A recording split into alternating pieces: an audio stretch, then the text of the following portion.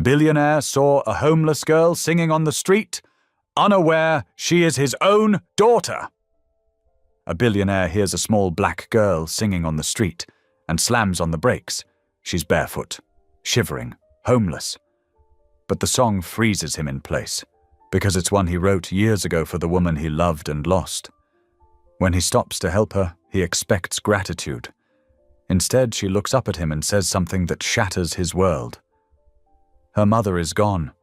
She's been sleeping wherever she can. And the truth she carries is bigger than his fortune. Now the man who owns everything must face the one thing money can't erase: years of absence. As the past comes rushing back, danger and doubt close in. Is this reunion a miracle, or a heartbreak waiting to happen? When a child needs a father, and the truth comes too late, will he step up, or walk away forever? I'd love to know. Where are you watching from? Type it down below, and while you're here, subscribe, so you'll always catch the next story. The leather seat creaked as Julian shifted, his shoulders tight from 3 hours of defending quarterly projections. Outside his Mercedes, New York City moved in its usual frenetic rhythm, though the falling snow seemed to soften its edges. He loosened his silk tie, allowing himself to breathe more deeply. Estimated arrival time, Mr. Mercer? His driver, Thompson, asked from the front seat. No rush, Julian replied, his mind still churning over the board meeting. Numbers and charts flickered behind his eyes like a relentless slideshow. He'd won them over, of course. He always did. But the victory felt hollow, as most of them had lately. The car slowed to a crawl as they approached Fifth Avenue. Julian watched the snowflakes dance in the glow of street lamps, each one catching the light before joining the thin white blanket forming on the sidewalks. A crowd of holiday shoppers hurried past, clutching bags from luxury stores he'd once only dreamed of entering. Then he heard it. The sound was faint at first, barely rising above the city's ambient noise. But there was something about the melody that made Julian's chest tighten. He leaned closer to the window, his breath fogging the glass. The voice grew stronger, sweet, pure, and hauntingly familiar. Julian's hands began to tremble as the notes arranged themselves into a pattern he knew by heart. A pattern he'd created himself, sitting at an old upright piano in a cramped apartment 12 years ago. Impossible, he whispered. But there it was. His song. The one he'd written for Angela during those precious months when love seemed like enough to build a life on. The song he'd played only for her before ambition and fear had driven him away, before he'd chosen his dreams of success over what they might have had together. Through the swirling snow, he saw her, a small figure standing barefoot on the cold concrete. She couldn't have been more than 11 or 12, wearing a thin jacket that seemed inadequate against the winter chill. Her eyes were closed as she sang, small hands clasped together as if in prayer. Julian's heart hammered against his ribs. The song had been private, intimate, a secret shared between two young lovers. How could this child know it? How could she be singing it here, now, with such raw emotion? Sir, Thompson's voice cut through his thoughts. The lights changed. Should we proceed? Julian barely heard him. He couldn't tear his gaze from the girl. Her voice soared over the final bridge of the song, the part where he'd poured all his hopes and dreams into the melody, back when he still believed in such things. The same part that had made Angela cry happy tears the first time she'd heard it. The girl's shoulders shook, though whether from cold or emotion, Julian couldn't tell. She looked so small against the towering buildings, so vulnerable in the gathering darkness. Something deep within him responded to that. Vulnerability, a protective instinct he didn't know he possessed. Mr. Mercer, Thompson prompted again. There are cars behind us.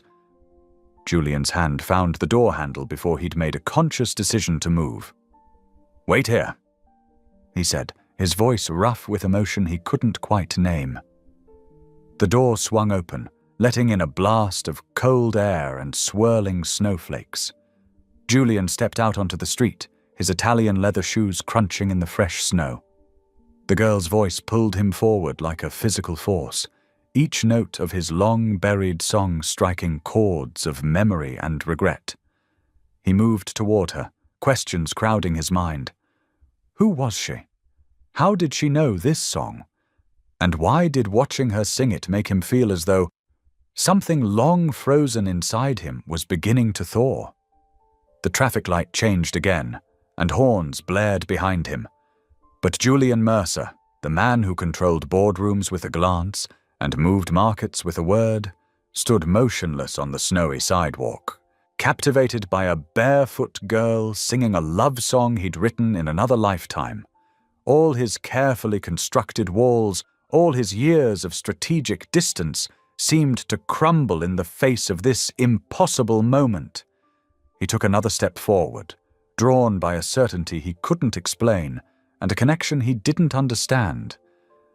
The snow continued to fall, dusting his dark coat with white as Julian moved closer to the singing child, leaving behind the warmth and security of his car for something both terrifying and necessary. Each step felt like moving toward a truth he wasn't sure he was ready to face, but couldn't bear to ignore. The winter wind whipped around Julian as he stepped onto the slushy sidewalk, his Italian leather shoes immediately soaking through. But he barely noticed. His attention remained fixed on the small figure whose voice had drawn him from his warm sanctuary. The girl's eyes opened as his shoes crunched in the snow. They were large and dark, filled with a wariness that seemed too old for her young face. She took a small step back, her bare feet leaving tiny impressions in the dirty slush. "That song," Julian said softly, keeping his distance. "Where did you learn it?"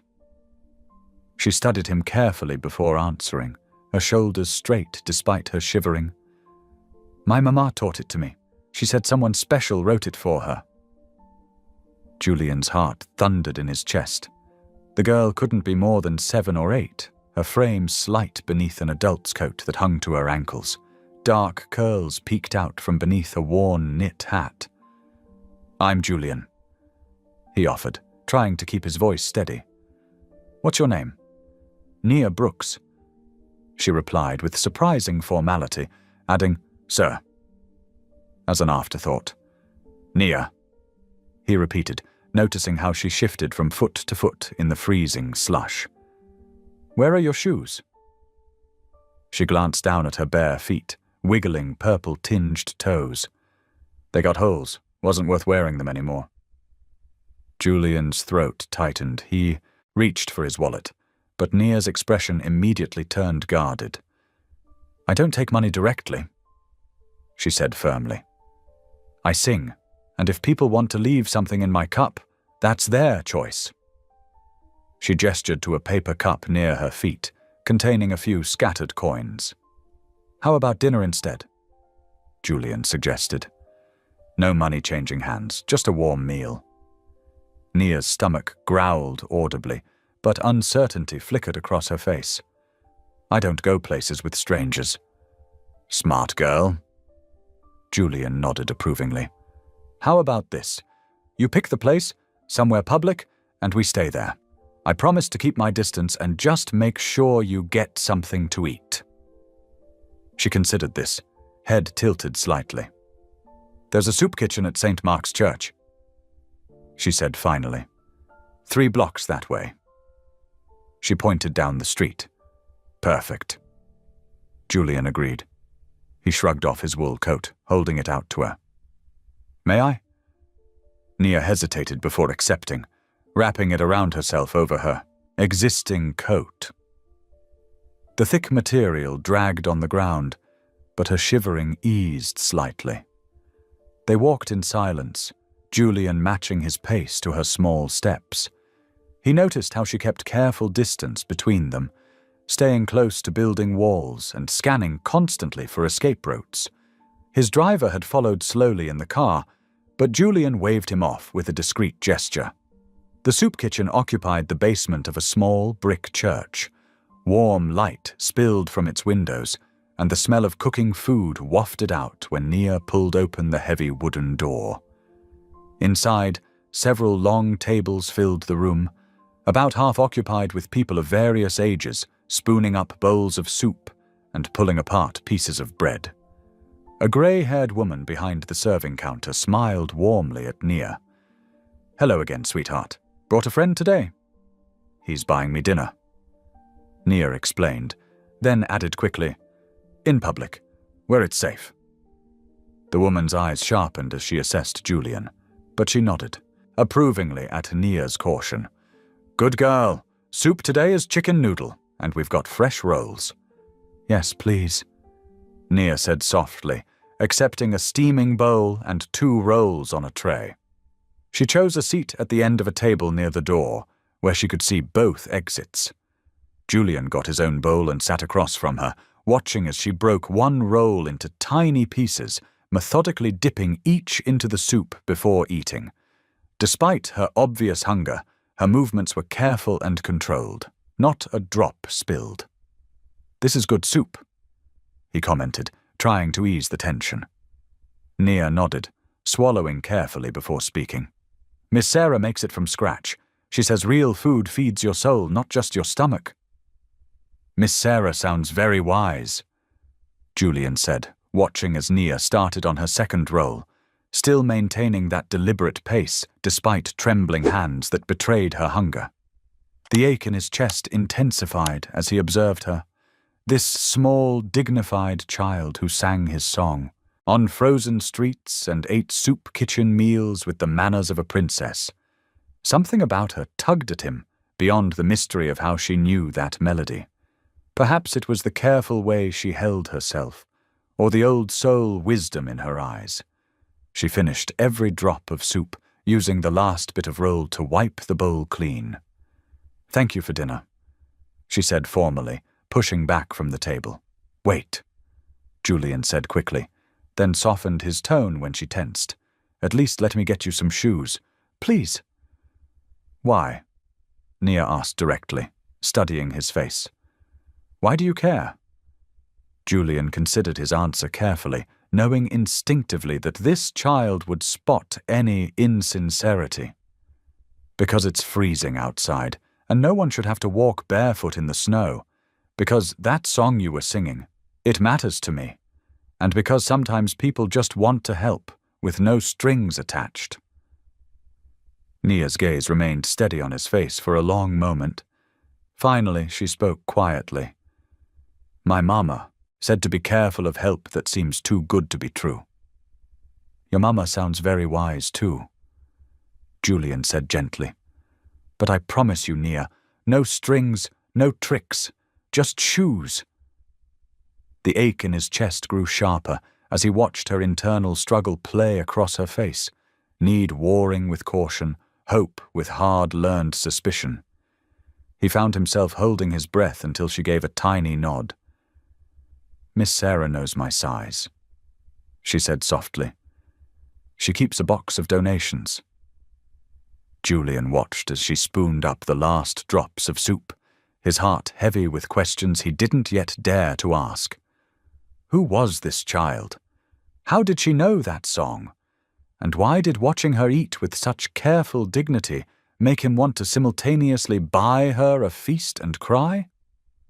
The soup kitchen hummed with quiet activity as Julian sat across from Nia at a worn wooden table. The fluorescent lights cast a harsh glow over the simple space, but somehow the girl made even this humble setting feel important. She ate her soup, carefully, blowing on each spoonful with practiced patience. "Is it good?" Julian asked softly, his own bowl untouched. Nia nodded, dabbing her mouth with a paper napkin. "Yes, sir, thank you." She carefully tore off a piece of bread and wrapped it in another napkin, tucking it into her coat pocket. Julian's throat tightened as he watched her save food for later. "You don't have to save it. We can get more if you're still hungry." "It's okay," she said, her small fingers smoothing the napkin's edges. "Sometimes the kitchen's closed when I get hungry." The words hit Julian like a physical blow. He noticed how her eyes constantly scanned the room, how she sat with her back to the wall. These were the habits of someone who had learned to be careful, to stay alert. "Nia," he said gently, "can you tell me about your mum?" Her spoon paused halfway to her mouth. For a moment she just stared into her soup, as if gathering strength. "Mommy got sick real fast," she said finally, her voice steady but soft. "The doctors tried everything, but she went to heaven 3 months ago." Julian's hands gripped his knees under the table.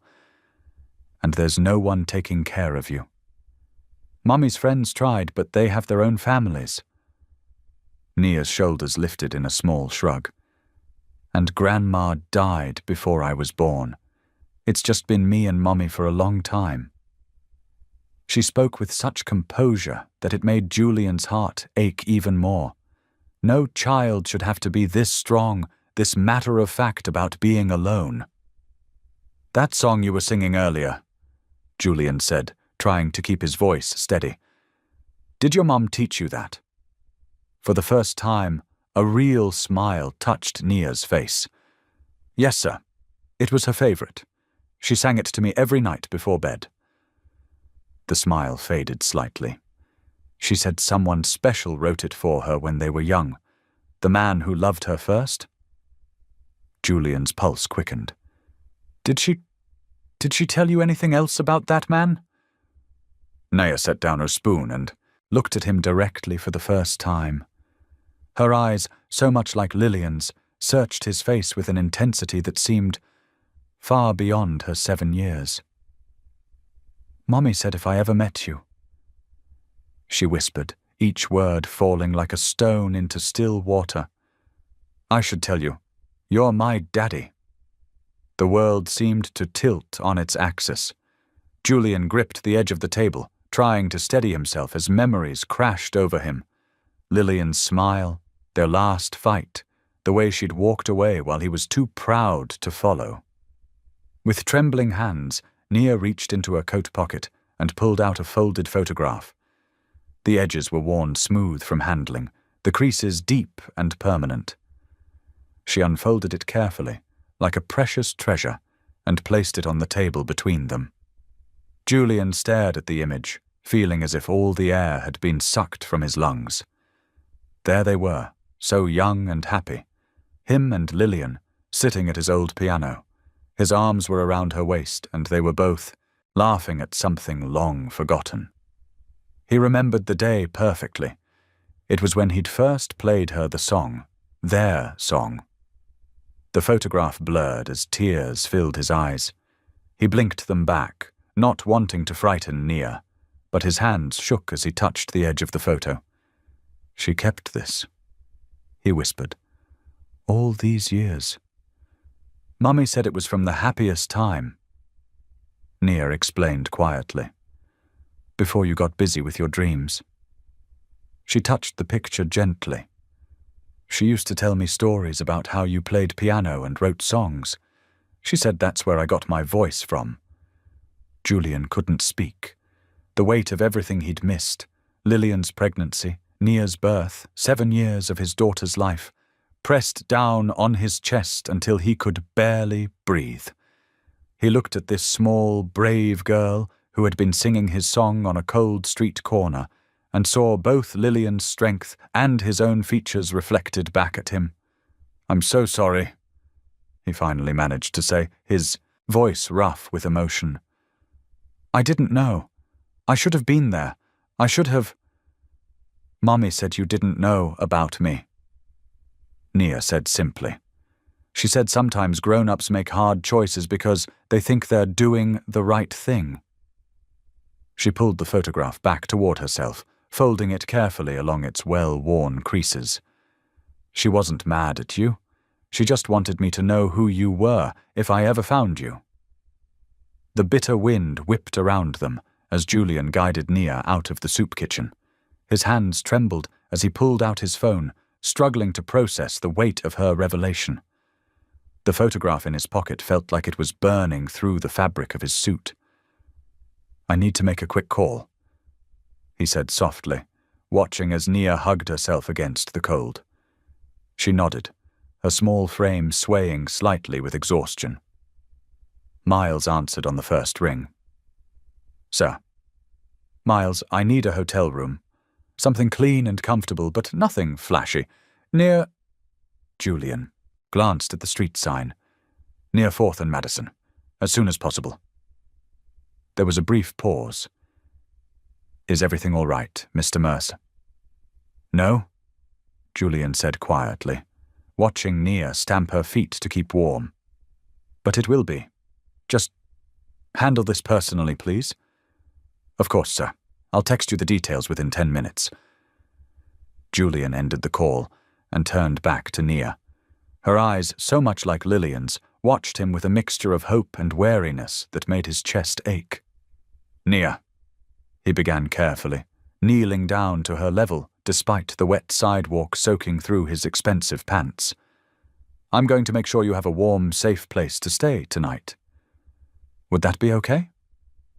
She studied him for a long moment. "Are you mad at my mommy?" Her voice was small but steady. "For not telling you about me?" The question hit him like a physical blow. Julian had to take a deep breath before he could answer.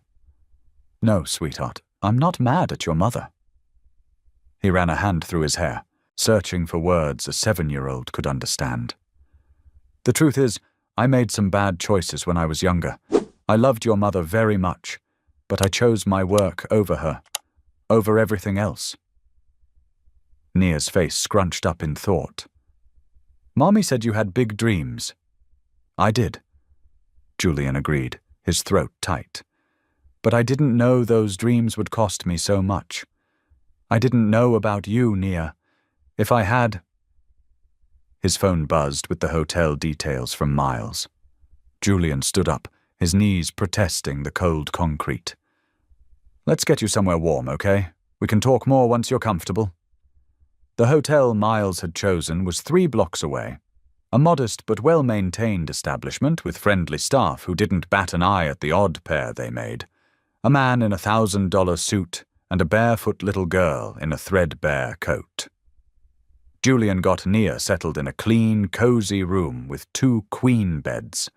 He ordered hot chocolate and sandwiches from room service, made sure she had fresh towels, for a warm bath, and promised to return first thing in the morning. "You're coming back?" Nia asked, clutching the room key like a lifeline. "I promise," Julian said firmly. "I'll bring you some new clothes, too. Is there anything specific you'd like?" She hesitated before whispering, "Purple is my favorite color." The drive back to his penthouse passed in a blur.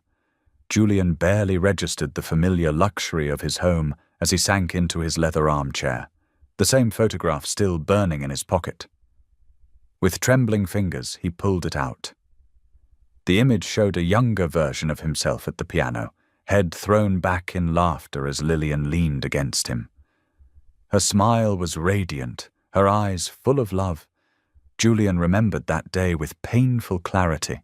They'd spent hours writing music together, dreaming of the future. Memory after memory crashed over him. Their last fight echoed in his mind. Lillian begging him to slow down, to remember what really mattered. He'd told her she was holding him back, that she didn't understand his vision. The hurt in her eyes should have stopped him, but he'd been too blind with ambition to see it. She must have already known she was pregnant when she left. Julian pressed his palms against his eyes, fighting back tears. All these years he'd told himself that sacrificing their relationship had been necessary for his success. Now, looking at his empty penthouse with its perfect views and pristine furniture, he wondered what success really meant. The right thing to do was clear, even if it terrified him. Before he could claim any right to be in Nia's life, He needed to confirm everything legally and properly. Not because he doubted. One look in her eyes had been enough to know the truth.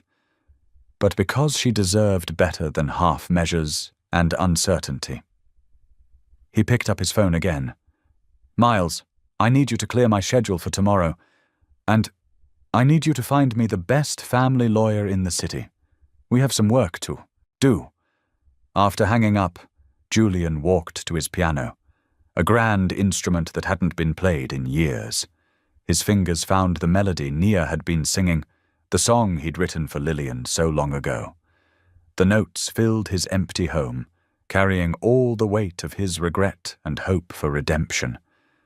He played until his fingers ached, until the first rays of dawn began to paint the sky.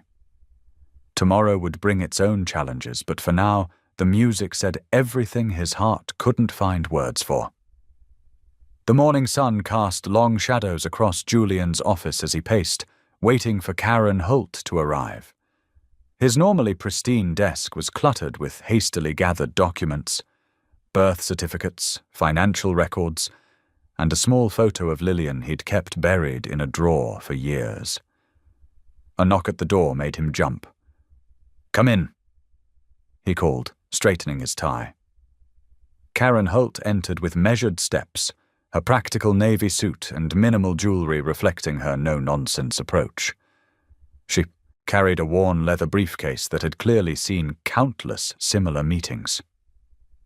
"Mr. Mercer," she said, extending her hand.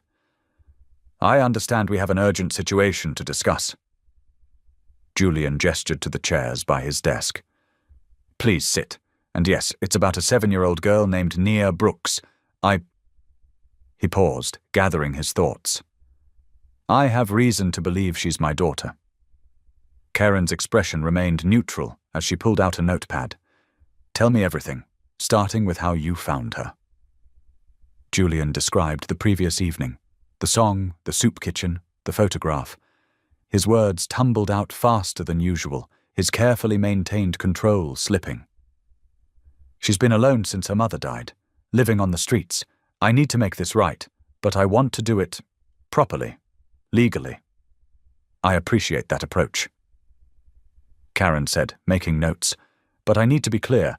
Situations like this are complex. Your public profile adds another layer of difficulty. There will be scrutiny." Julian nodded. "I understand. I want a DNA test done immediately." "That's a good first step." Karen agreed, though her tone remained cautious. "But Mr. Mercer, I need to ask, why didn't you know about Nia before?" The question hit him like a physical blow. "I chose my career over her mother, Lillian." His voice caught on her name. "She left, and I let her go. I never knew she was pregnant." Karen studied him, her experienced eyes taking in every detail of his response. "And now that you do know, I want to help her, protect her, be her father if she'll let me." Julian ran a hand through his hair. "But I know I can't just sweep in and claim her. She's been through too much." "Good, that awareness will help." Karen pulled out several forms. "We'll need to document everything. Your relationship with Lillian Brooks, the circumstances of your separation, your current situation." "And Mr. Mercer?" She fixed him with a steady gaze. "The media will get wind of this. Are you prepared for that?" Julian's jaw tightened. "My reputation isn't what matters here. Nia's welfare comes first." Something in Karen's expression softened slightly. "That's the right answer. Now, there's a church where Nia's been staying sometimes?" "Yes, I'm heading there next. Blessed Hope Community Church." The Reverend knew Lillian. After finishing with Karen, Julian drove through modest neighborhoods until he reached the small brick church. Its worn steps and carefully tended flower beds spoke of long service to the community. Reverend Samuel Green met him at the door, a tall man with kind eyes and grey-streaked hair. "Mr. Mercer," he said warmly, "I've been expecting you. Nia called this morning." Inside his office, the Reverend offered Julian a cup of coffee in a chipped mug. Lillian was a faithful member of our congregation, he said, settling into a well-worn armchair. She sang in our choir. Her voice— He shook his head. Like angels weeping and rejoicing at once. Nia inherited that gift. The song she was singing. Julian said quietly. I wrote it for Lillian when we were young. Ah, yes. When Morning Breaks. The Reverend nodded. Lillian sang it often. She never spoke badly of you, you know. Just said you had different dreams. Julian stared into his coffee. I was wrong. My dreams were empty. Perhaps. Reverend Green said gently. But what matters now is what you do with this moment. Lillian raised that child with love and faith, even when times were hard. She worked 3 jobs sometimes, but never missed Sunday service. Never lost her smile. Why didn't she tell me? Julian's voice cracked. I would have helped.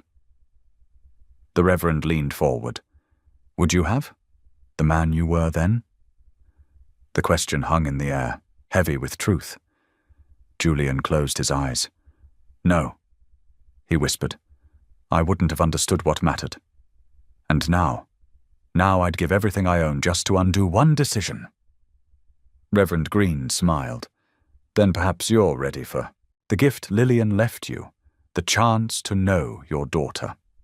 Later that afternoon, Julian sat in a sterile medical office, watching as a technician swabbed the inside of his cheek for the DNA test. Nia had been there earlier, brave and quiet as always. Now, alone with his thoughts, Julian found himself doing something he hadn't done since childhood, praying. It wasn't a formal prayer, just a whispered plea into the silence. Please let me find the truth. Please help me be worthy of her trust. Please. His voice faded, but his heart continued reaching out, searching for answers beyond balance sheets and boardrooms, beyond the carefully constructed walls of his success. Somewhere in the city his daughter was waiting, not for his wealth or his name, but for something far more precious, a father's love that would stay. Julian's phone vibrated against his desk early Wednesday morning. Karen Holt's name flashed across the screen, making his heart skip. He'd been staring at spreadsheets for hours, but hadn't absorbed a single number. His hand trembled slightly as he answered. Mr. Mercer. Karen's voice was steady and professional. I have the DNA results. Julian closed his eyes, gripping the edge of his desk. Yes? The test confirms it. You are Nia's biological father. Karen paused, letting the words sink in. The probability is 99.9%. The office around him seemed to blur. Julian slumped back in his chair, a mix of emotions washing over him, relief, joy, and pure terror. This wasn't just about proving a connection anymore. This was about being responsible for a whole human being. A little girl who had already lost so much. Mr. Mercer, are you still there? Yes, sorry. He cleared his throat. What happens next? Well, we need to discuss custody arrangements. Nia is currently in a temporary foster placement. It's a good facility, very experienced with children who've experienced trauma. Would you like to visit her? Today? Julian glanced at his schedule, packed with meetings and conference calls. Without hesitation, he pressed the intercom. Miles, clear my afternoon. Of course, Karen continued. This is just the beginning. There will be home studies, background checks, and we'll need to establish a transition plan that prioritizes Nia's emotional well-being. I understand. Julian stood, already reaching for his coat. Text me the facility's address. I'll head there after lunch. Before leaving his office, Julian made an unexpected stop. Instead of heading to the luxury children's boutique his assistant had recommended, he drove to a practical department store. He walked past the glittering toys and fancy electronics, straight to the winter clothing section. He selected a sturdy pair of boots in Nia's size, thick socks, and a warm winter coat that wouldn't draw attention at school. The foster facility was a plain brick building with cheerful curtains in the windows. Children's artwork decorated the hallways, and the smell of recent lunch, mac and cheese, lingered in the air. A staff member led Julian to a small visiting room with comfortable chairs and a low table. When Nia entered, she looked different from the shivering girl he'd met on the street. Her hair was neatly braided, and she wore clean clothes that fit properly. But her eyes still held that careful watchfulness that made his chest ache. "Hello, Mr. Mercer," she said politely, perching on the edge of her chair. The formal address stung a little, but Julian understood. He couldn't expect her to jump into calling him Dad just because of a DNA test. Trust had to be earned, especially with a child who'd learned the hard way that adults could disappear. "Hi, Nia." He gestured to the shopping bags. "I brought you some things for the cold weather." Her eyes flickered to the bags, but she didn't move to open them. "Thank you. That's very kind." Julian pulled out the boots first. "I noticed you didn't have proper shoes the other night. These should keep your feet warm and dry." Nia reached out slowly, running her fingers over the practical brown boots. "They look sturdy," she said quietly. "They are. And there's a coat too. Nothing fancy, but it's warm." He placed the coat on the table between them, letting her examine it at her own pace. She nodded, her small hands touching the thick material. "My old coat." She hesitated. "It was my mom's. Too big, but it still smelled like her." Julian's throat tightened. "We can keep that one too. Sometimes it's good to have things that remind us of people we love." Nia looked up at him then, really looked at him, her dark eyes serious. "Did you love her?" "My mum?"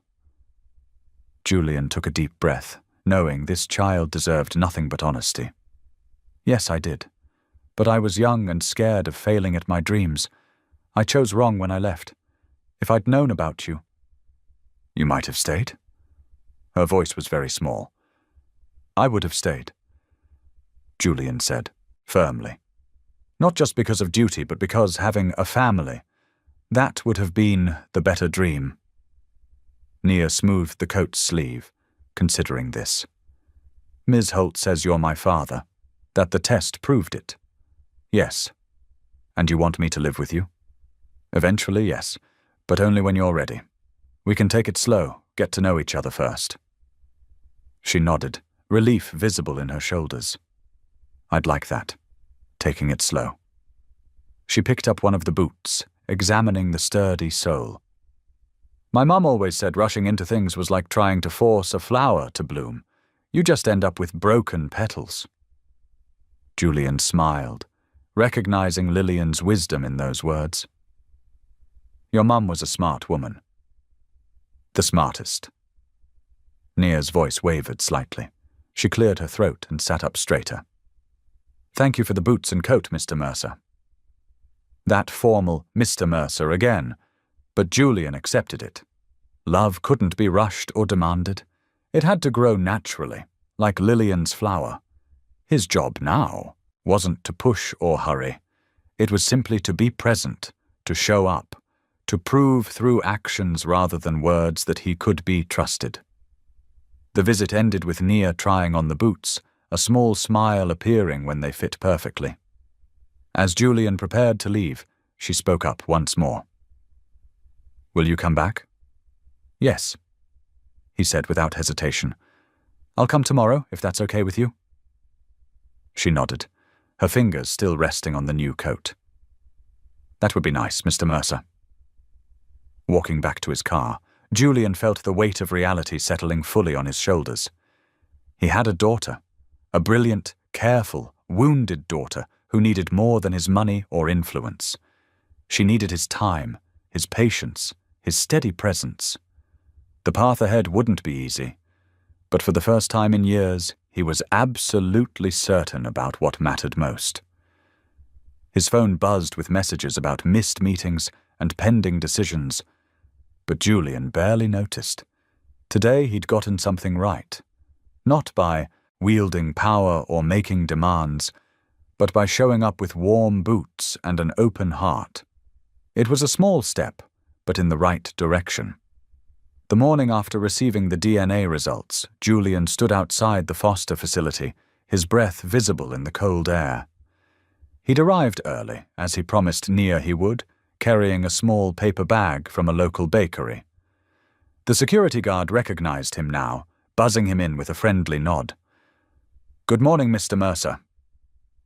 Ms. Thompson, the facility supervisor, greeted him. "Nia's just finishing breakfast." Julian waited in the common room, watching through the window as other children played in the yard. His daughter appeared a few minutes later, wearing the new coat he'd brought her yesterday. She approached carefully, maintaining the measured distance she always kept between them. "Good morning, Mr. Mercer," she said softly, her hands clasped in front of her. "Good morning, Nia. I brought some chocolate croissants. Your social worker said it was okay?" Her eyes lit up slightly, though she tried to hide it. "Thank you." They sat at a small table, and Julian watched as she took small, careful bites of the pastry, saving half for later, just as she had done with every meal he'd seen her eat. "I'll be here tomorrow too," he said, "and the day after that. Every day, if that's okay with you." Nia nodded, studying him with those serious eyes that reminded him so much of Lillian. The next day, Julian arrived at the same time, this time bringing children's books he remembered from his own childhood. He found Nia in the facility's small library, humming that familiar melody, his melody, while organizing books on a shelf. "Would you like to read together?" he asked. She considered this, then nodded. They spent an hour with Bridge to Terabithia, taking turns reading pages. When Nia struggled with a word, Julian waited patiently, letting her work it out herself before offering help. On the third day, Julian discovered Nia's evening routine. He arrived later, just before dinner, and watched from the doorway as she knelt beside her bed. "Dear God," she whispered, eyes closed tight. "Thank you for the food today and for keeping me safe. Please watch over Mommy in heaven and—" She paused, opening one eye to peek at Julian before closing it again. "Please help Mr. Mercer know what to do." The simple prayer squeezed Julian's heart. During his fourth daily visit, Nia was having what Ms. Thompson called an anxious day. Julian found her sitting in a corner of the common room, singing quietly to herself. Not his song this time, but a hymn he vaguely remembered from childhood. "That's beautiful," he said, sitting nearby but not too close. "Mommy said singing helps when things feel scary," she explained, her voice barely above a whisper. "What feels scary today?" Nia shrugged, picking at a loose thread on her sleeve. "Sometimes I forget what Mommy's voice sounded like." Julian sat with her in silence for a long while, letting her sing until her shoulders relaxed. On the fifth day, Reverend Green called Julian to the church. "We found something you should see," he said over the phone. The church was quiet when Julian arrived, sunlight streaming through stained glass windows. Reverend Green led him to his office, where a cardboard box sat on his desk. "These were Lillian's things," the Reverend explained. "She left them here for safekeeping when she got sick, asked us to hold them for Nia." Julian's hands trembled as he opened the box. Inside were photos, a worn Bible, and a stack of envelopes tied with a faded ribbon. Each envelope was addressed to him, but none had been mailed. "She wrote to you often," Reverend Green said softly. "But she never sent them. Said some things needed to wait for the right time." That night, Julian sat in his penthouse study, the letters spread before him on his desk. His fingers traced Lillian's handwriting, so familiar even after all these years. He opened the first, letter dated 7 years ago. "Dear Julian, I'm carrying our child. I've tried to tell you for weeks, but you're always in meetings, always focused on the next deal, the next acquisition. Yesterday, you missed our dinner again, the one where I planned to tell you everything. Your assistant said you were in Singapore, closing another merger. I watch you building your empire, and I see your brilliance, your drive. But I also see the cost. You're becoming someone who measures everything in profit and loss, even love. I can't let our child grow up believing they have to earn their father's attention. Julian's vision blurred. He opened another letter, this one from 6 years ago. Our daughter has your gift for music. She hums constantly, even in her sleep. Sometimes I teach her your song, the one you wrote for me, and I see you in her smile. I wonder if you'd recognize your melody in her voice. Letter after letter revealed Lillian's heart, her struggles as a single mother, her unwavering faith, her determination to protect Nia while keeping Julian's memory positive in their daughter's mind. The final letter, dated just months before her death, broke him completely. I know now I should have told you, not for my sake, but for Nia's. She deserves to know her father, and you deserve to know this amazing child. I pray that somehow God will bring you together when the time is right. And when that happens, Julian, please remember, love isn't earned like money or success. It's given freely, like grace. Julian set the letter down, his chest tight with grief and regret. The city lights twinkled outside his window, but he barely saw them. All he could see was the cost of his choices, the years lost, the love sacrificed on the altar of ambition, the lonely little girl singing his song on a cold street corner. For the first time in years he wept openly, mourning not just Lillian's death, but the life they might have had, the father he should have been. The letters scattered across his desk told a story of love that waited patiently, of faith that endured, and of a second chance he never knew he needed until now. The winter sunlight streamed through the social services office windows as Julian checked his watch for the third time in 5 minutes. He smoothed his tie nervously, a habit from countless business meetings that felt strangely out of place now. "Remember, Mr. Mercer," Karen Holt said, reviewing the paperwork on her desk. "These supervised visits are meant to help you and Nia build a natural relationship.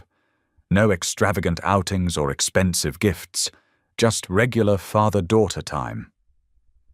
Julian nodded, his throat tight. "I understand. Simple activities, focused on getting to know each other." When Nia walked in wearing a plain blue sweater and jeans, her hair neatly braided, Julian's heart skipped. She carried her school bag, clutching the strap with both hands. "Hi, Mr. Mercer," she said softly. "Hi, Nia. Would you like to get some lunch?" She nodded, and they headed to a small diner nearby. Julian watched as Nia studied the children's menu with serious concentration. "What looks good to you?" he asked. "Can I have the grilled cheese?" Her voice was hesitant. "And maybe apple juice?" "Of course." Julian smiled, relieved at such a straightforward request. He'd spent hours researching child-appropriate restaurants, terrified of making a mistake. Over the next few days, their routine settled into a careful rhythm. Julian would pick Nia up after school, help with homework at the library, and share simple meals. He discovered that math made her forehead scrunch in frustration, but reading brought out her dimples. "That's not quite right," he said one afternoon, looking at her division problem. "Let me show you." "I know," Nia interrupted quietly. "Mommy taught me to check my work twice." She erased carefully and started over, while Julian bit his tongue, learning to step back.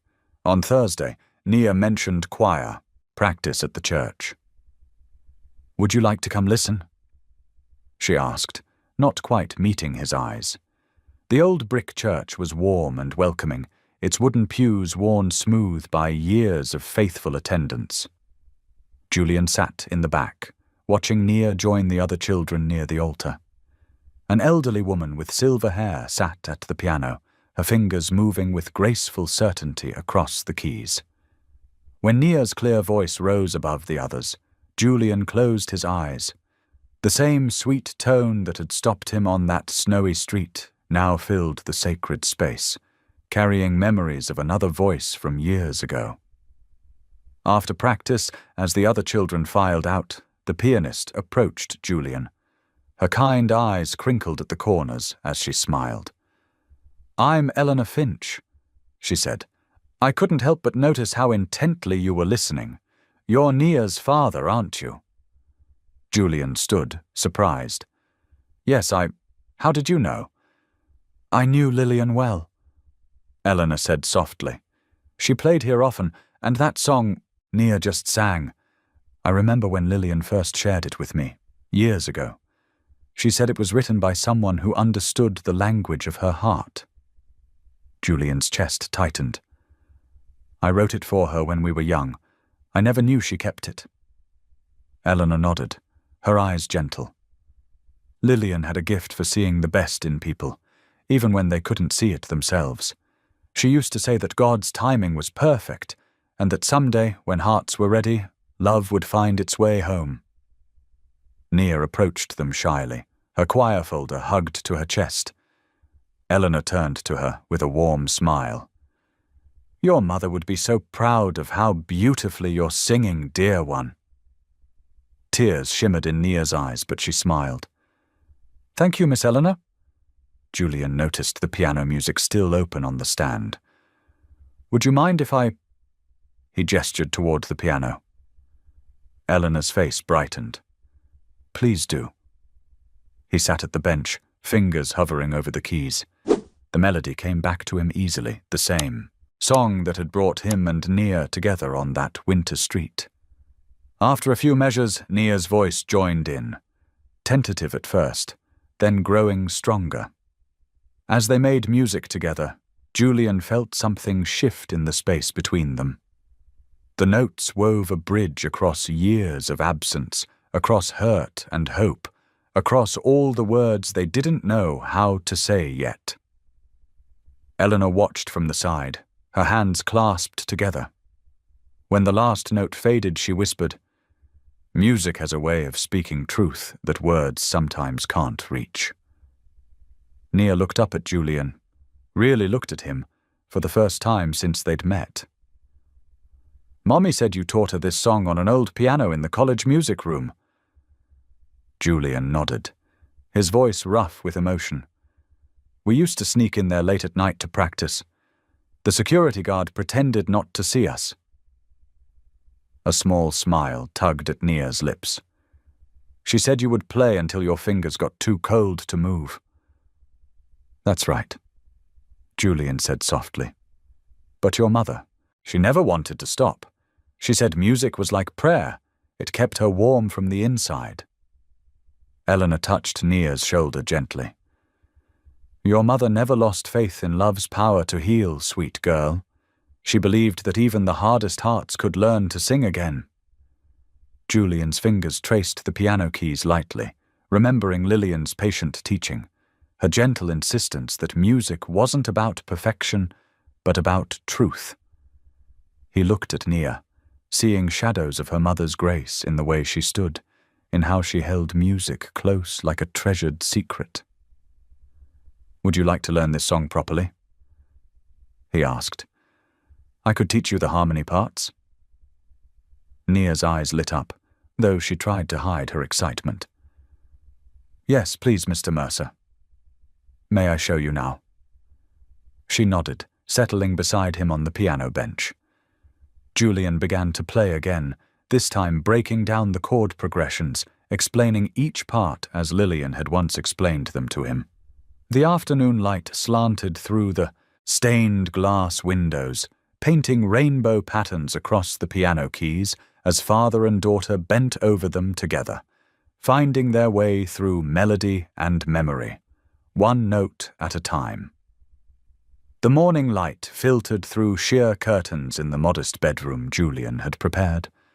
No elaborate decorations or expensive furnishings filled the space, just warm colors, soft blankets, and a small desk by the window.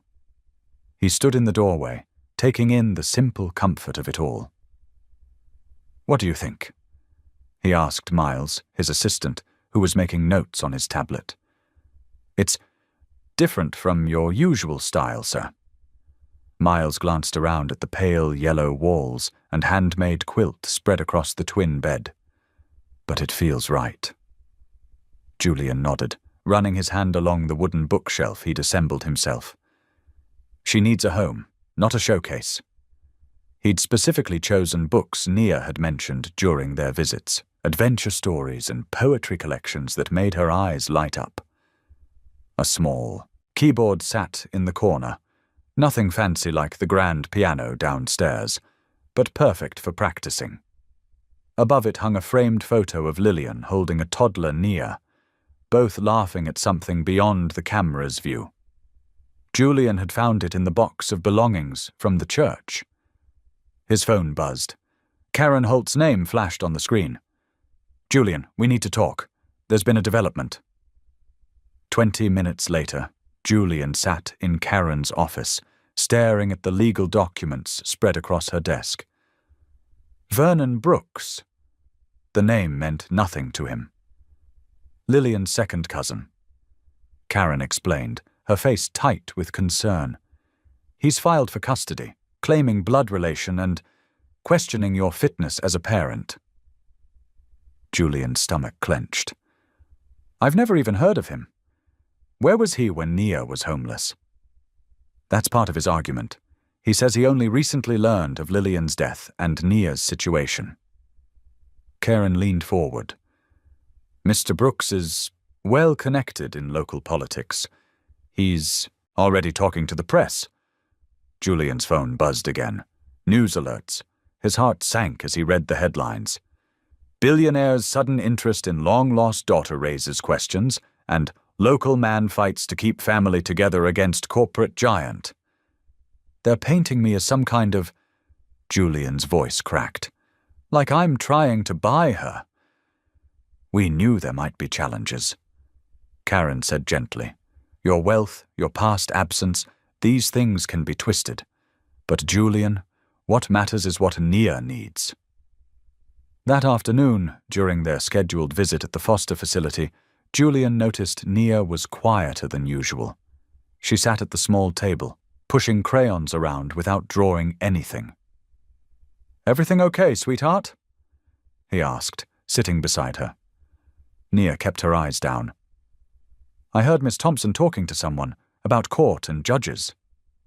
Her small fingers gripped a blue crayon tightly. "They said someone wants to take me away from you." Julian's heart ached. "Nia, look at me. Please." He waited until she raised her eyes. "Whatever happens, I'm not giving up. You deserve to know that." "But what if they make me go?" Her voice trembled. "What if—" The door opened, and voices carried from the hallway. "As her blood relative, I have every right to see her." A man's sharp tone cut through the air. "Mr. Brooks, this isn't the appropriate time." Miss Thompson's protest was cut short as Vernon Brooks strode into the room. He was tall, well-dressed, with Lillian's dark complexion, but none of her warmth. His eyes locked onto Nia. "There's my little cousin. I've been so worried about you." Nia shrank back in her chair, pressing closer to Julian. Vernon's smile tightened as he noticed this. "Mr. Brooks," Julian said evenly, standing. "This is a scheduled visitation time." "Oh yes, the famous Mr. Mercer." Vernon's tone dripped with false politeness. "Tell me, how many millions did it cost to suddenly develop a conscience?" "That's enough!" Karen appeared in the doorway, her usually calm demeanor stern. "Mr. Brooks, you need to leave. Now." As Vernon was escorted out, his voice carried back. "The courts will see through this. Money can't buy family." That evening, Julian sat with Nia in the facility's small music room. The piano stood silent, untouched. Would you like to practice the new song? He suggested gently. Nia shook her head, hugging herself. I don't feel like singing anymore. That's okay. Julian fought to keep his voice steady. We can just sit. Mr. Mercer. Her small voice cracked. Are they going to take me away? Julian wanted to promise her the world, guarantee her safety, but Lillian's letters had taught him the importance of honest love over empty promises. I don't know what will happen, he admitted, but I know I'll fight for you, and I'll always be honest with you. Nia nodded, her eyes filling with tears she tried to hide. The piano keys remained untouched, her voice, usually so free and clear, trapped behind fear and uncertainty. They sat together in the growing darkness, father and daughter, both afraid of another loss neither could bear. Julian stood at the window of his office, watching dark clouds gather over the city. The weathered manila folder on his desk contained yet another set of legal documents, the third revision this week. His lawyer's voice droned on behind him. Mr. Mercer, we need to push back harder against Vernon Brooks. His claim is weak, but he's painting you as an absent father who's trying to buy his way into parenthood. We should highlight his own questionable background. Julian turned sharply. No, I won't destroy anyone's reputation to win this. With all due respect, sir, being noble won't help you keep your daughter. The word daughter still caught in Julian's chest like a hook. 7 days had passed since Vernon Brooks filed his custody petition. 7 days of mounting pressure, media speculation, and watching Nia's eyes grow more distant with each visit. He checked his watch. 2:30. Time for his afternoon visit with Nia at the temporary care facility. We're done here, Julian said firmly. No attack strategies. Find another way. The drive to the facility felt longer than usual. Rain began to spatter against the windows as his car wound through traffic. Julian clutched a small paper bag containing Nia's favorite sandwich, peanut butter and banana on wheat bread, cut diagonally just as she liked it. Miss Karen met him at the entrance, her normally warm expression tight with concern. She's having a difficult day, Mr. Mercer. Hasn't spoken since breakfast. Julian found Nia sitting cross-legged on her bed, staring at the wall. Her small shoulders were hunched forward, making her look even tinier than usual. She didn't turn when he entered. I brought your favorite, he said softly, setting the bag on her nightstand. Would you like to share it with me? Silence stretched between them. Julian sat carefully on the edge of the bed, maintaining the distance she seemed to need. It's okay if you don't want to talk. We can just sit together. Minutes ticked by. The sandwich remained untouched. Outside, rain drummed steadily against the windows. Nia, Julian said gently. I know things are confusing right now, but I promise you, don't promise. Her voice was barely a whisper. Grown-ups always promise things will be okay. The words struck Julian like physical blows. He thought of Lillian's letters, of all the promises he'd broken years ago without even knowing their weight. You're right, he admitted. I can't promise everything will be okay, but I can promise that I'll keep trying my best for you every single day. Nia's shoulders trembled slightly. Still, she wouldn't look at him. When visiting hours ended at 5 o'clock, Julian left with a heavy heart. He was halfway to his car when Miss Karen came running out. Mr. Mercer, she's gone! Julian spun around. What? We just did room checks. Her window was open. She must have slipped out while we were changing shifts. Panic gripped Julian's chest. Call the police. I'm going to look for her. Rain was falling steadily now as Julian ran back to his car. He knew Nia's usual spots, the church, the soup kitchen, the park where she used to sing. But as darkness crept in and the storm intensified, each location turned up empty. 8 o'clock, 9, 10. Julian's clothes were soaked through as he searched street after street. His phone buzzed constantly with updates from the police, Miss Karen, and his security team. No sign of her anywhere. Near midnight, he found himself back at the intersection where he'd first heard her singing. The same melody that had stopped him in his tracks that day now haunted him with its absence. Wind whipped rain against his face as he stood there, remembering another night years ago when he'd let someone else he loved walk away into the darkness. "Please," he whispered, though he wasn't sure who he was talking to. God, perhaps, or Lillian's memory, or the night itself. "Please don't let me lose her too." Thunder rolled overhead. Somewhere in the vast, rain-drenched city, his daughter was alone and afraid. And just like the night Lillian had left, carrying their unborn child away from his blind ambition, Julian had no one to blame but himself. He pulled out his phone again, dialing Miss Karen's number with trembling fingers. The search would continue through the night, through the storm, through whatever it took. Because this time, Julian Mercer wasn't letting go. The winter wind whipped around the tall buildings, carrying snowflakes that danced in the glow of streetlights. Julian Mercer's expensive shoes crunched against fresh snow as he hurried down familiar sidewalks, his heart pounding with each step. The sound of traffic faded into the background as panic gripped his chest. "Nia!" he called out, his voice echoing off concrete walls. Several passers-by turned to look, but none were the small figure he desperately sought. His mind raced with possibilities. Had she gone back to the church? The soup kitchen? But something pulled him forward, toward that first street corner where her voice had stopped him in his tracks just weeks ago.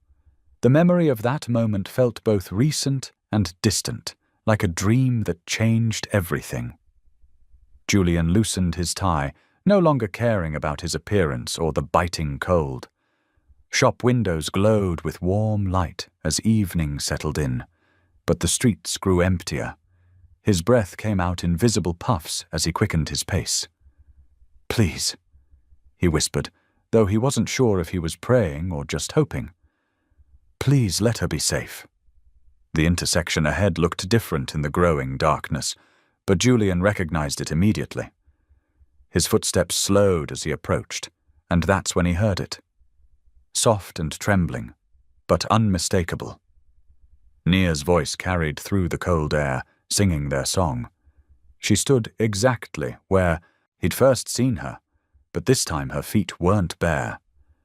She wore the warm boots he'd bought her, and the proper winter coat, but her small shoulders shook with more than just cold. Her eyes were closed tight as she sang, fingers clasped together as if in prayer. Julian stopped several feet away, not wanting to startle her.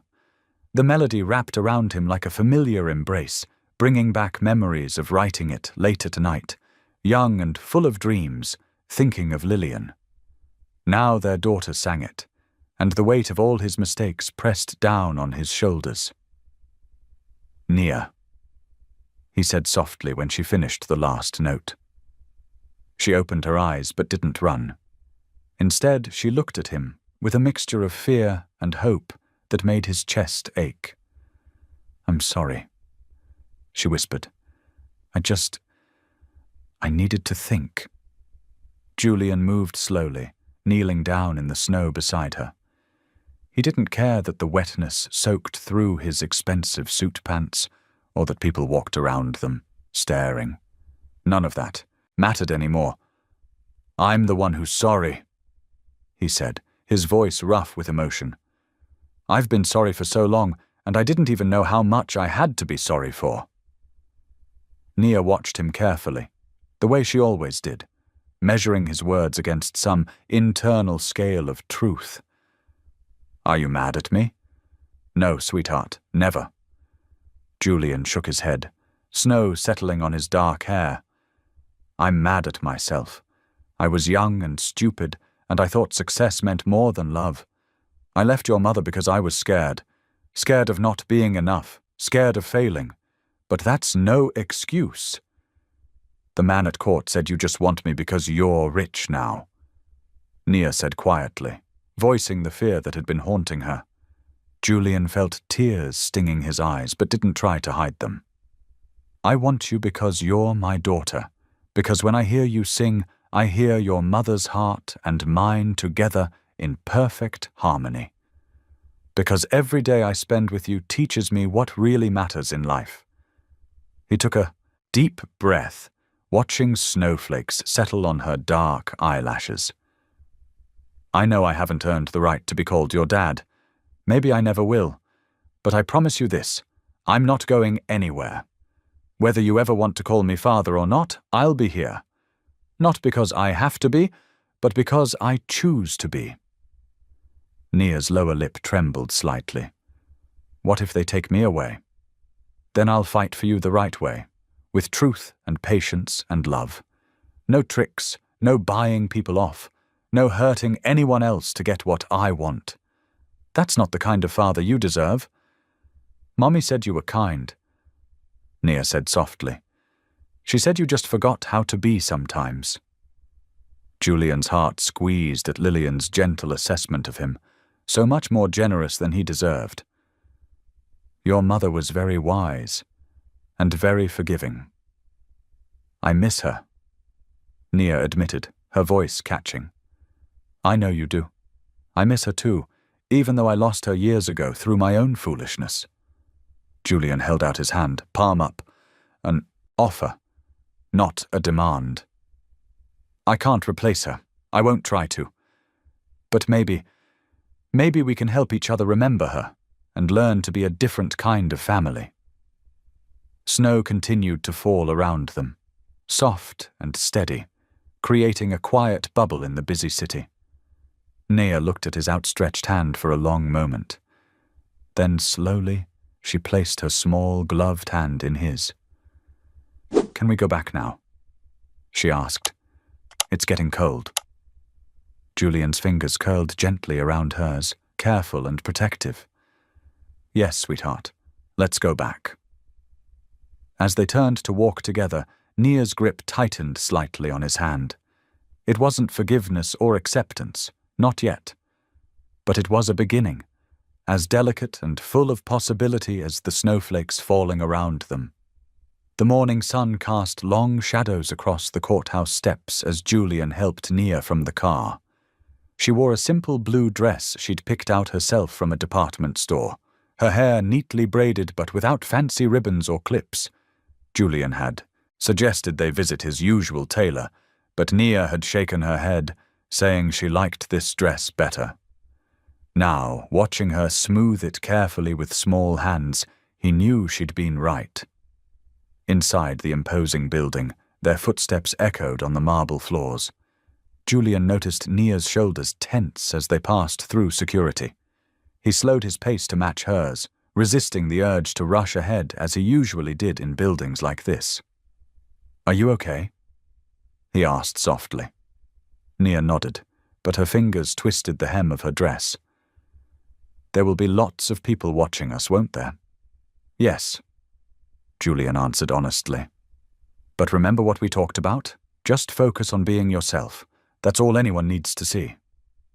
They found Karen Holt waiting outside the courtroom, her familiar clipboard tucked under her arm. She smiled warmly at Nia before giving Julian an approving nod. Good morning, you two. Reverend Green and Mrs. Finch are already inside. The courtroom felt bigger than Julian, remembered from his business dealings. Wooden benches stretched out behind them, already filling with observers. He recognized Vernon Brooks sitting with his lawyers on the other side, their suits crisp and expensive. Julian deliberately turned away, focusing instead on helping Nia settle into her seat. Eleanor Finch was the first to testify. The elderly pianist walked slowly to the witness stand, her white hair catching the light. I knew Lillian Brooks for 15 years. She began, her voice quiet but clear. She played in our church choir every Sunday. When she was sick, she worried most about Nia's music, not just the singing, but the joy in it. These past weeks I've heard that joy returning when she sings with her father." Julian felt his throat tighten at the word father. He watched Nia's face carefully, but she was studying her hands in her lap. Reverend Green spoke next, his deep voice filling the courtroom. "I've watched Mr. Mercer learn to put his daughter first. He comes to her at her level, sitting on the floor to help with homework, learning to tie hair ribbons, listening to her prayers without trying to fix everything. That's not a man trying to buy love. That's a father learning to earn trust." Karen Holt's testimony was precise and professional. She detailed Julian's consistent visits, his willingness to follow guidelines, and his respect for Nia's boundaries. "Mr. Mercer has demonstrated unusual patience," she explained. When Nia was reluctant to call him Dad, he told her to use whatever name made her comfortable. When she wanted to keep wearing her mother's locket instead of new jewelry he'd bought, he simply asked to hear stories about the pictures inside. Finally, it was Julian's turn. He stood slowly, straightening his tie, not his usual silk, but a simple striped one Nia had pointed to in the store. The judge looked at him expectantly. "Your Honor," Julian began, then paused. The carefully prepared speech felt wrong suddenly. He looked at Nia instead. "I wasn't there when my daughter was born. I wasn't there for her first steps or first words. I wasn't there when she needed me most." His voice cracked slightly. "I can't change that. But I'm here now, and I will be here tomorrow, and the day after that. Not because a court orders it, but because that's what fathers do. They show up. They stay. They learn." He took a deep breath. "I'm not asking to replace her mother. Lillian gave Nia something precious: faith, music, strength. I'm asking for the chance to add to that legacy, not erase it. To help Nia grow into the person she's meant to be, even if that person isn't anything like me." The judge listened intently, making notes. When all testimony concluded, she spoke carefully. "This is a complex case requiring further consideration. However, based on the evidence presented and the clear priority being placed on the child's well-being, I am granting temporary custody to Mr. Mercer with continued oversight from Social Services." Julian barely heard the rest of the legal details. He felt a small movement beside him, then warmth as Nia's hand slipped into his. Her fingers were trembling slightly, but her grip was firm. They stood together as the court adjourned. Walking down the courthouse steps, Nia didn't let go of his hand. The morning sun had grown stronger, making the world seem brighter somehow. Julian matched his steps to hers, no longer leading or following, but walking beside her as they made their way forward together. The morning sun painted gentle stripes across Julian's kitchen counter as he flipped pancakes, stealing glances at Nia, who sat at the breakfast bar, swinging her legs while she carefully printed her homework into a fresh notebook.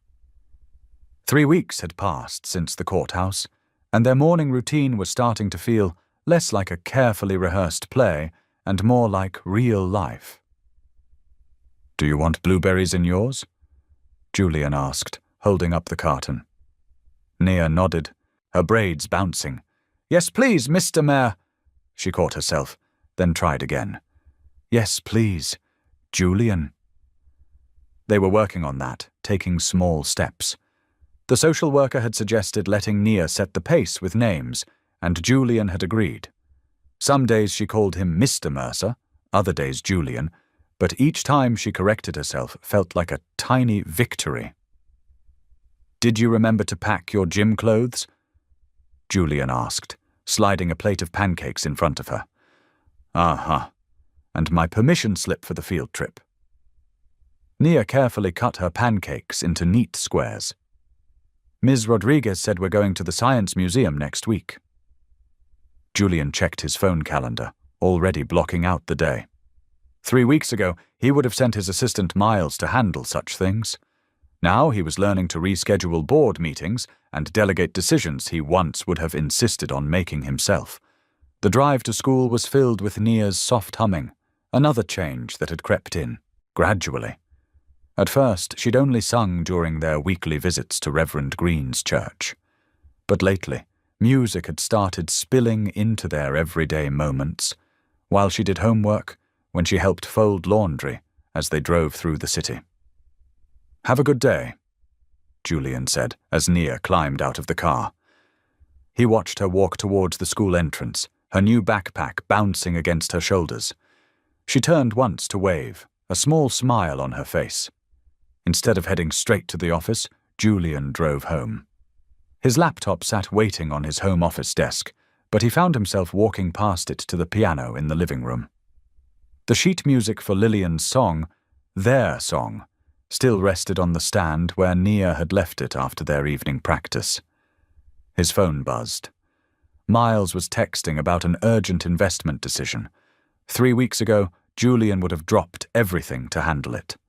Now he typed back, "Proceed with Thompson's recommendation. I trust your judgment." Afternoon brought its own rhythm. Julian left work early to pick up Nia from school, listening as she chatted about her day, the art project she'd started, the new girl who sat next to her at lunch, the math quiz she was nervous about next week. "Could we practice tonight?" Nia asked as they walked into the apartment. "I want to learn the second verse." "Of course," Julian said, his heart warming at her request. "After dinner and homework?" Their evening routine had evolved naturally. Homework at the kitchen table while Julian answered essential emails. Simple dinners they prepared together. Nia was becoming an expert at measuring ingredients and setting timers. Then music practice, something they both looked forward to now. "Dear God," Nia prayed that night, kneeling beside her bed.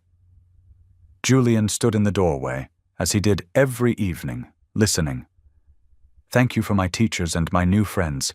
Please help me do well on my math quiz, and thank you for giving me a warm bed and—" She paused, then added softly, "And thank you for helping Julian find me." Later that night, Julian sat in his own room, holding one of Lillian's letters. He didn't need to read it anymore. He knew the words by heart. But something about holding it helped him reflect on how much had changed. The next morning brought rain and a slight fever. Nia's forehead felt warm, and Julian called the school without hesitation. 3 weeks ago, he would have panicked, maybe called a whole medical team. Instead, he made soup from the recipe Eleanor had taught him, set up a movie on the living room TV, and worked from his laptop while Nia dozed on the couch. She woke up in the afternoon feeling better and asked if they could just sit together. Julian closed his laptop mid-email and moved to the couch. Nia leaned against his side, humming softly. "That's a new tune," Julian noted. "I made it up," she said. "It's about the rain." The days flowed one into another, marked by small moments rather than big events. Julian learned to braid hair by watching YouTube tutorials. Nia learned to trust that dinner would always be there, slowly stopping the habit of hiding snacks under her pillow. One evening, as thunder rolled outside, Julian heard something that made him pause in the hallway. Laughter.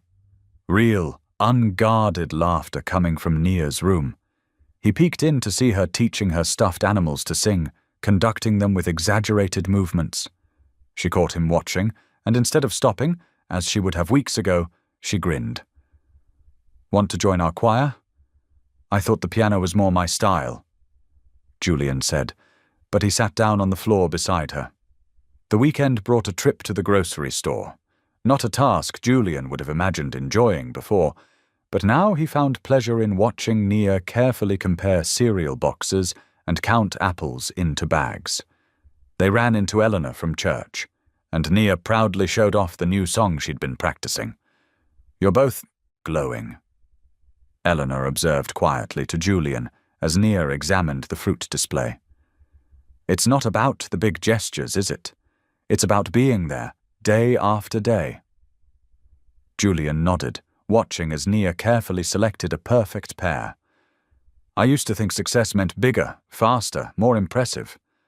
But this, He gestured to the simple scene before them.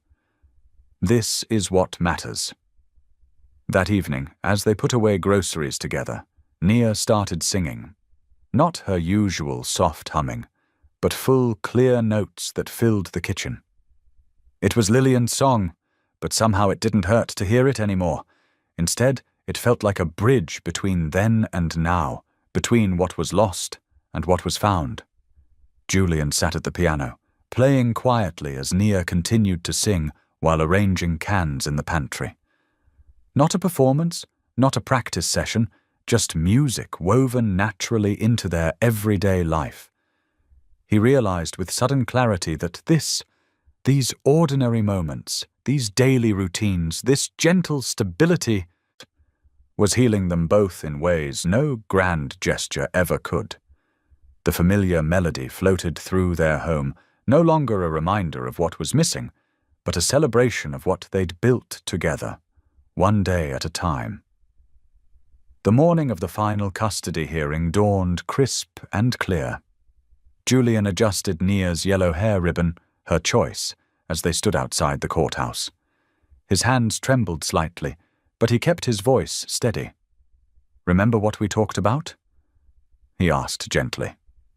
Nia nodded, her small fingers fidgeting with the hem of her simple blue dress. "Just tell the truth," she said, "and it's okay to be scared." Julian's throat tightened. Those were Lillian's words. He'd seen them in her letters. Nia had her mother's wisdom, wrapped in a child's innocence. Inside the courtroom, they sat together on the wooden benches. Karen Holt gave them an encouraging smile from her seat nearby. Vernon Brooks swept in wearing an expensive new suit, his lawyer trailing behind with stacks of papers. The judge, a grandmotherly woman with kind eyes and silver hair, called the court to order. "This is the final hearing regarding custody of Nia Brooks," she announced. "Let's begin with Mr. Brooks' petition." Vernon's lawyer stood, straightening his tie. "Your Honor, we intend to show that Mr. Mercer's sudden interest in the child is merely an attempt to assuage his guilt through financial means. His past abandonment—" "Objection," Julian's attorney said quietly. "Mr. Mercer was unaware of his daughter's existence until recently, as established in previous testimony." "Sustained." The judge nodded. "Please continue with current evidence only." As Vernon's case unfolded, cracks began appearing. His financial records showed recent, large debts. Text messages revealed attempts to negotiate a settlement with Julian's company before filing for custody. Most damaging were his own words, caught on a hot microphone during a break about making that rich boy pay. Nia sat, very still through it all, a small hand occasionally finding Julian's for reassurance. He noticed she would hum softly, almost inaudibly, when the tension grew thick, her mother's song a shield against fear. When Vernon took the stand, his practiced smile couldn't hide his nervousness. Under cross-examination, he stumbled. "Mr. Brooks, prior to filing for custody, when was the last time you had contact with Nia or her mother?" Vernon shifted in his seat. "Well, I sent Christmas cards." "Can you be more specific?" "I might have missed a few years." "According to records, you haven't communicated with the family in over 6 years. Is that correct?" Vernon's face flushed. "I was busy. But we're blood relatives." "Yet you made no effort to help when Lillian Brooks was ill, or when Nia was homeless." The silence that followed was deafening. When it was Julian's turn to testify, he spoke from his heart rather than the prepared statement his lawyers had crafted. "I can't change the past," he said, looking directly at Nia. "I can't undo my choices or bring back precious time, but I can be present now, every morning, every night, every ordinary moment in between." His voice grew thick with emotion. "I'm not asking for custody because I'm wealthy or powerful. I'm asking because she's my daughter, and I love her. That's all." The judge called a brief recess to review final documents. Julian and Nia waited in a small conference room, sharing a pack of crackers and trying not to watch the clock. "Mr. Mercer," Nia whispered. "Yes? If we stay together, can we still visit Mommy's grave sometimes?" Julian blinked back tears. "Of course we can. We'll bring her favorite flowers." "Yellow roses," Nia said with a small smile. She said they reminded her of sunshine. When they returned to the courtroom, the judge's decision was clear and firm. Having reviewed all evidence and testimony, this court finds that the best interests of the child will be served by granting full custody to Julian Mercer. She looked directly at Vernon. "Mr. Brooks's petition is denied, and given the evidence of financial motivation, this court recommends investigation into possible attempted extortion." Vernon stormed out, his lawyer hurrying after him, but Julian barely noticed. He was watching Nia's face as she processed the news, her eyes wide with a mix of relief and wonder. Outside the courthouse, away from the reporters and cameras, Julian found himself overwhelmed by everything: gratitude, joy, responsibility, love. Without thinking, he knelt right there on the steps and bowed his head. "Thank you, God," he whispered, tears falling freely now. "Thank you for bringing her back to me. Help me be worthy of this gift." He felt small arms wrap around his neck, tight and sure. Nia pressed her face against his shoulder, and her voice, the voice that had first drawn him from his car on a snowy evening, spoke the word he'd been afraid to hope for. "Daddy," she said, soft, but clear as a bell. The word hung in the air between them, precious as a prayer. "Daddy," she said again, and this time her voice held a smile. "Let's go home." The autumn morning dawned crisp and clear as Julian adjusted his tie in front of the mirror. Through the open door of his bedroom, he could hear Nia practicing scales, her voice floating up from the music room downstairs. The sound made him smile, not just because of her talent, but because of how far they'd come. "Ready for the big day?" he called out, making his way down the stairs. "Almost," Nia replied, her fingers trailing over the piano keys. She sat straight-backed on the bench, wearing a purple dress she'd picked out herself, her hair neatly braided. At 10 years old, she carried herself with a quiet confidence that reminded Julian so much of Lillian. Today marked the official launch of the Brooks Foundation, named in honor of both Lillian and Nia. Julian had spent months working with social workers, church, leaders, and community organizations to create a program that would help homeless families and children find not just shelter, but stability and hope.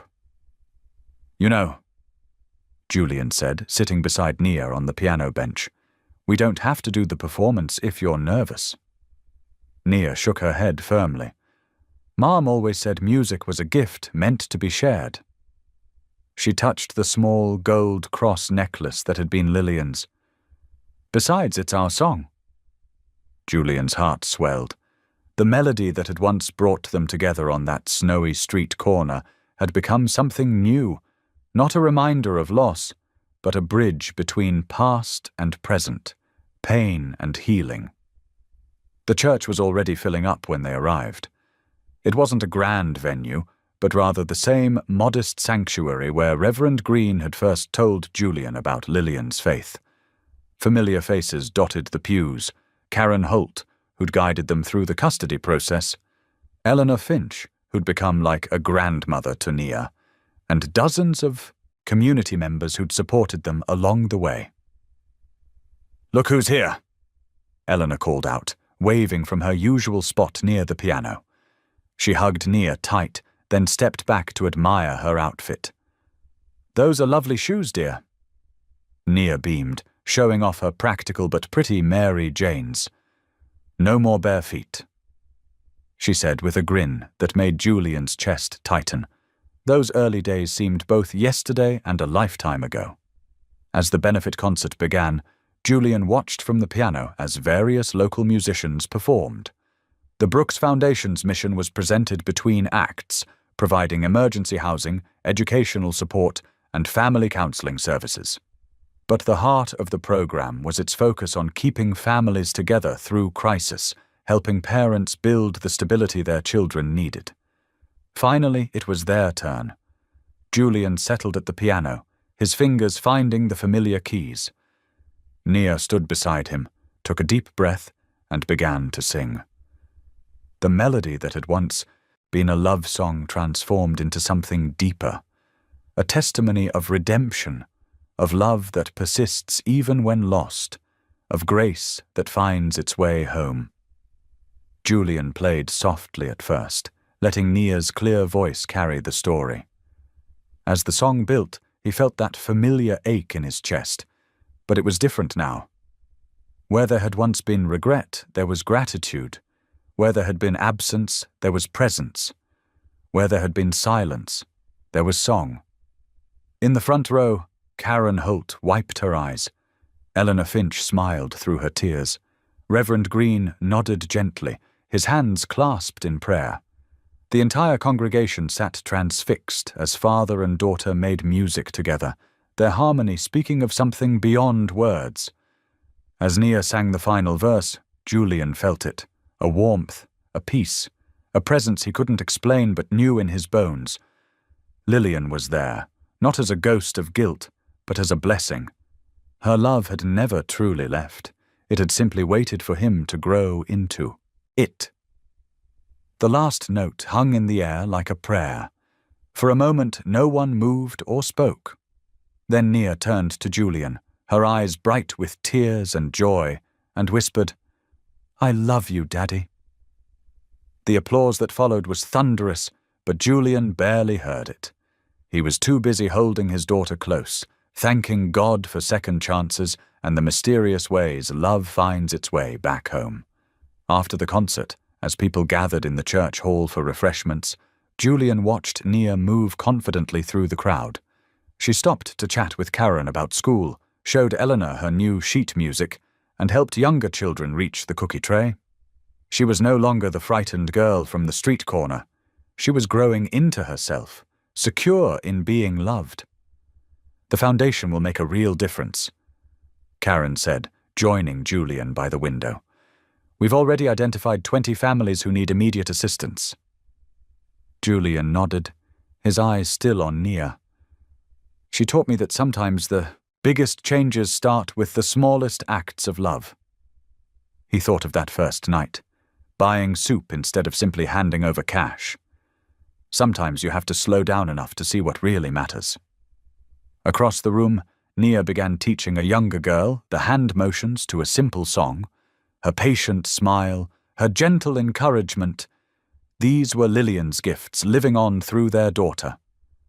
And now, through the foundation, that legacy of love would reach even further, touching lives they might never meet, but could help transform. "Your life looks very different from 3 years ago," Karen observed with a knowing smile. Julian thought about his scaled-back work hours, his simplified priorities, his rediscovered faith. "It looks more like what it was always meant to be," he replied softly. The afternoon light streamed through the stained glass windows, painting the church hall in warm colors. As Julian watched his daughter share her gift of music with others, he felt a deep sense of peace settle over him. The song that had once been about lost love had become about love restored, not just between father and daughter, but in all the broken places that grace had mended. The winter evening sparkled with tiny white lights strung across lamp-posts and storefront windows, transforming the once harsh city corner into something magical.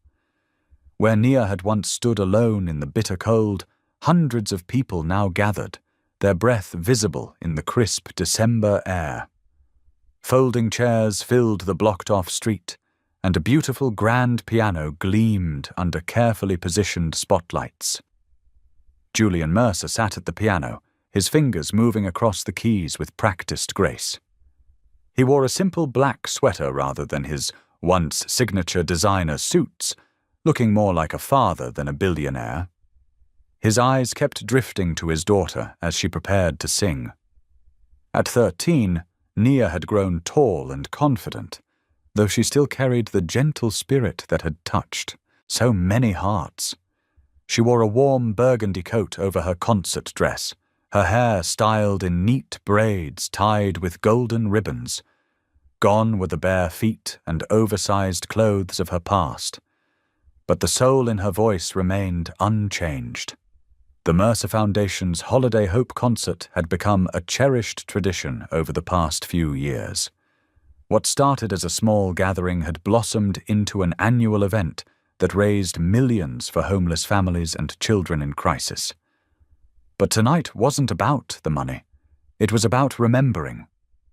Julian's hands found the opening notes of that special song, the one he'd written for Lillian all those years ago. The melody that had led him to his daughter on this very corner. The audience fell silent, recognizing the piece that had become the Foundation's unofficial anthem. Nia stepped forward to the microphone, her eyes meeting her father's with a small smile. She had insisted on singing this song last, after all the carols and holiday pieces. This song, she spoke softly into the microphone, brought my daddy back to me on this street corner 6 years ago. My mama taught it to me, saying love always finds its way home. She was right. Several people in the audience dabbed at their eyes, including Karen Holt, who sat in the front row. The social worker had become like family over the years, a steady presence in their journey. Beside her sat Reverend Green and Eleanor Finch, both older now, but still faithful supporters of the Foundation's mission.